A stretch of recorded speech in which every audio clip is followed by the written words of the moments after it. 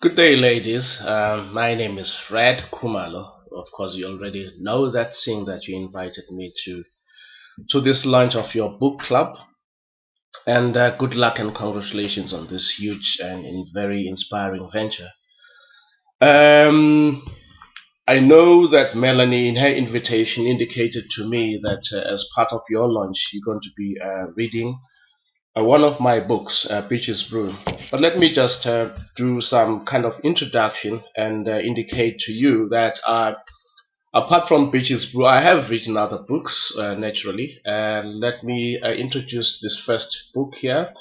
It's a collection of my columns from the Sunday Times, and it is called Zulu Boy Gone Crazy. Some people tell me it's hilarious. I don't believe them, but maybe you will. And of course, my very first book, which came out in 2006, is Touch My Blood. It's my autobiography. It's my life story. It tells the reader who I am, where I come from, what inspires me, what makes me the person that I am. It's my journey through hell and heaven. Very interesting as well, because it will resonate with a lot of people in South Africa, I think. But of course, you are interested in this. Peach is Brew. This is the novel that you guys will be reading at your book club. It's a novel that came out in 2006. When it came out, it won, or it was a joint winner of the European Union Literary Award in 2006. And it has gone on to sell quite well in South Africa. It was one of the prescribed works of fiction that were being read at the University of Johannesburg in 2008. In 2009, it was read by English honors students at University of Cape Town.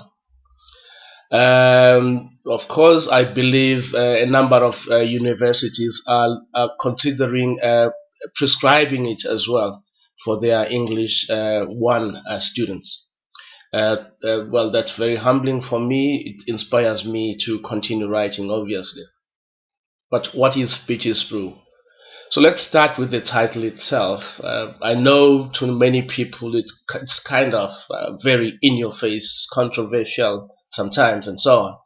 But let me admit that it's not original. It's actually a tribute to Miles Davis, who happens to be one of my jazz idols. His iconic presence has always been there in the music arena, and I love his music.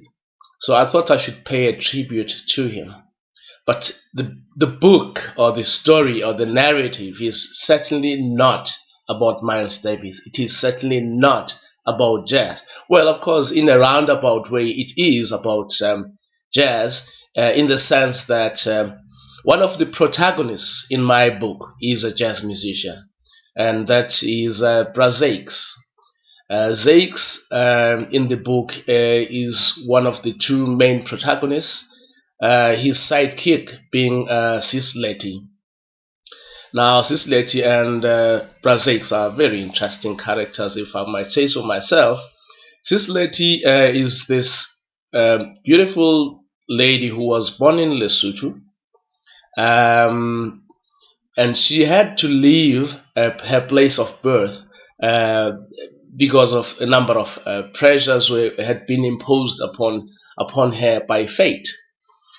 She got impregnated by a boyfriend of hers from their childhood neighborhood, and then the man fled to South Africa, and we see this lady in pursuit of this man. She's pregnant. She's highly expectant, but she wants to report the matter to the man who impregnated her, and in a way to find closure around that. Not necessarily because she still is interested in him. No. Well, in any case, she finds herself in South Africa on a bus. She sits next to this very polite, approachable, and charming person who turns out to be Brazeix. He's a jazz musician, a traveling jazz musician who plays the trumpet, and he's also a band leader. So they sit and they chat and they get to know each other. One thing leads to another, and they end up being lovers. And then that is the beginning of the tale. The story itself, the novel, is written in the style. It's what they call in the literary world an epistolary novel. It takes the form of letters, an exchange of letters between Sislety and Brazeix. Why did I take that device? Why did I settle upon that device to use in my novel? I wanted to bring a sense of authenticity to Sislety. I wanted to tell the story from her point of view, but not only that, I'm not, as the author here, I am not the omniscient narrator telling the story, and this is what happened, and this led to that, and this led to that. No, I'm allowing Sislety to speak directly to the reader in her voice. So the vocabulary, the turns of phrases you see in the book, that is Sislety. That is the essence of Sislety and Brazeix. And that is the energy I wanted to bring to the fore by using the exchange of letters as a device, a literary device to tell the story. Now, Sislety gets to South Africa, ends up in Durban, where Brazeix is originally from, and they settle down. And Sislety, being desperate, she doesn't have work, she's expectant, so she starts looking for work. She's not successful, and then she decides, well, after observing some women in the neighborhood, that they sell booze and so on, she decides, I'm going to do that to make a living. So she starts her own shebeen. She starts selling booze and so on. With the passage of years, she becomes quite respectable, very influential, very recognizable as a shebeen queen of note in and around Durban. Now, a shebeen queen. Some people are not familiar with the entire concept of a shebeen. A shebeen is an informal drinking place. It's a South African phenomenon, but obviously it's got some Irish roots. I believe in Ireland they also had shebeens back in the 1920s, 1930s, and the concept was transplanted to South Africa because some Irish people moved from Ireland to South Africa to work in the mines, and the concept was born, and it was given a very localized and South African flavor. So a shebeen queen is bigger than just a peddler of booze. A shebeen queen can be a social worker.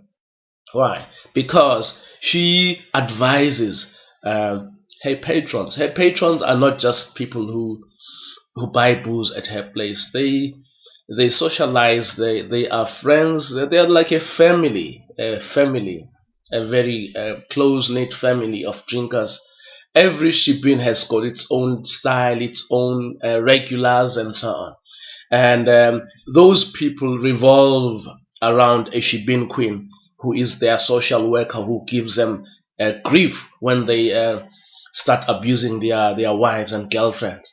And the shebeen queen, not only is she a social worker, she is sometimes a financial advisor, because the guys drink too much and forget to keep money for next week and so on. We're talking here, the story plays itself out in the 1970s when people were getting paid weekly wages. There was no ATM, there was no monthly debit order or something like that. People would queue at the factory wherever they worked. They would stand in a queue and accept brown envelopes. That's where the wages were. And some of the people would spend their money in just one weekend. And then the intervention of a shebeen queen was very crucial at that stage. And Sislety played that role very, very impressively. So the book is an exploration of many things. It's a love story, as I've just indicated, but it is set against the background of apartheid South Africa, racial segregation. Uh, but there's a lot of music naturally. Brazix is a musician. There's a lot of politics. There's a lot of sex. I mean, sex, and more sex. There's a lot of fashion because in the book I celebrate the fashion styles of the 70s when this story or this tale unfolds in my book. So it's a very multifaceted, multi-layered narrative that that can be read in many different ways. Some people have said to me it's a very feminist novel in that it gives women their voice. Some people have said, "Oh, this is a very jazzy novel because it bristles with the energy of jazz. It's very musical." Some people have said it's about fashion, and so it's got many things, many elements to it. But of course, I leave it to you as readers to enjoy it and raise issues and questions around it. Unfortunately, I couldn't be with you. I'm still here in the United States. I've been here over the past year. I'm studying at Harvard University. Uh, and a lot of things have happened while I'm here. Uh, yeah, I've just finished my studies. I graduated 2 weeks ago. In the process of my stay here, I did many things. I finished writing yet another novel, which I'm currently trying to sell to an American publisher because I feel it's a story that deserves a wider, a bigger audience, a more international readership. Hence my decision to stay a bit here and try and sell the book to literary agents and publishers here in the States. Um, to go back to what you guys have started, it always excites me. It fills me with a sense of optimism when I encounter a group of people who still read who still read newspapers, who still read books. Because people who read books in this day and age are like an endangered species. People don't read. People don't read. And so when I do encounter people who read, I get really, really excited, which is why I'm like, yeah, I want to jump and hug you guys, but I can't because you're so far. But please enjoy the book. Draft your questions. I will answer those questions. In fact, let me make you a solemn promise right now. When I come back to South Africa, and I come back in July, once I've settled in, once I've acclimatized and done everything to remember who I am in South Africa, I promise you I will invite you to my house. I don't know how many you are, but I'm sure you can fit into my house. I'll invite you to my house. We shall sit and talk about British Brew, talk about my other books, talk about books in general, talk about South African books, American books. They excite me. So yeah, I promise you again, I will invite you. I'm excited. I would love to meet you so we can share thoughts, ideas, and because people like you are an inspiration. You are my muse. Without you, I don't exist as a writer. So please go ahead and launch your book club. Be an inspiration to other young people that reading is cool. And please enjoy this book. My name is Fred Kumalo, the author of Beaches Brew, Beaches Brew, Beaches Brew, Beaches Brew, Beaches Brew, Beaches Brew. Enjoy.